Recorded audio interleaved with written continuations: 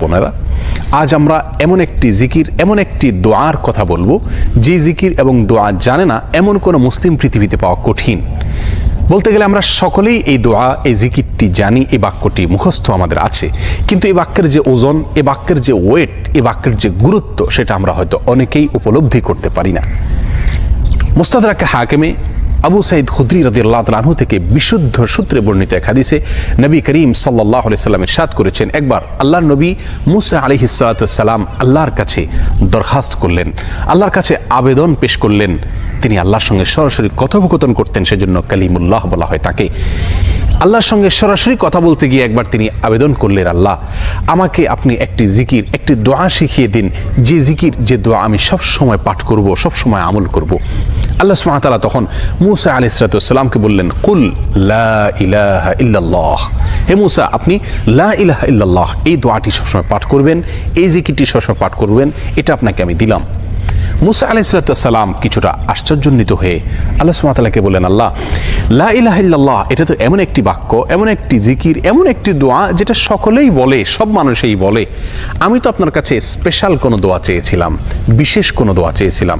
আল্লাহ সুবহানাহু ওয়া তাআলা তখন মুসা আলাইহিস সালাতু ওয়াস সালামকে বললেন, হে মুসা, যদি সপ্ত আসমান, সপ্ত জমিন এবং এই দুইয়ের মধ্যে যা কিছু আছে সব কিছুকে, আল্লাহর অস্তিত্ব ছাড়া বাকি সব কিছুকে যদি একটি পাল্লায় রাখা হয়, একটি হাতে রাখা হয়, আর লা ইলাহা ইল্লাল্লাহ এই বাক্যকে যদি অপর হাতে, অপর পাল্লায় রাখা হয়, তাহলে লা ইলাহা ইল্লাল্লাহর পাল্লা ভারী হবে।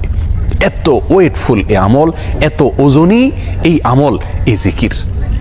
অর্থাৎ আল্লাহ সুবহানাহু ওয়া তাআলা মুসা আলাইহিস সালামকে যে বার্তা দিলেন সেটি হলো, লা ইলাহা ইল্লাল্লাহর চাইতে ওজনী, এর চাইতে ওয়েটফুল, এর চাইতে ভারী, এর চাইতে শ্রেষ্ঠ, এর চাইতে মর্যাদাপূর্ণ কোনো জিকির আল্লাহর জমিনে আর নাই।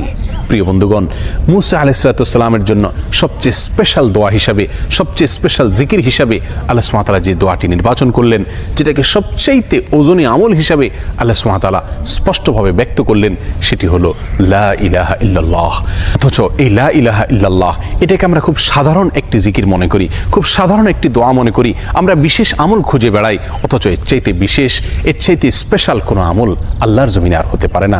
জিকিরের মধ্যে যত জিকির আছে, যত দোয়া আছে, যত আমল আছে, সমস্ত জিকিরের ভিতরে সবচেয়ে শ্রেষ্ঠ, সবচেয়ে ওজনী আমল, সবচেয়ে ওজনী জিকির হলো এই লা ইলাহা ইল্লাল্লাহর জিকির।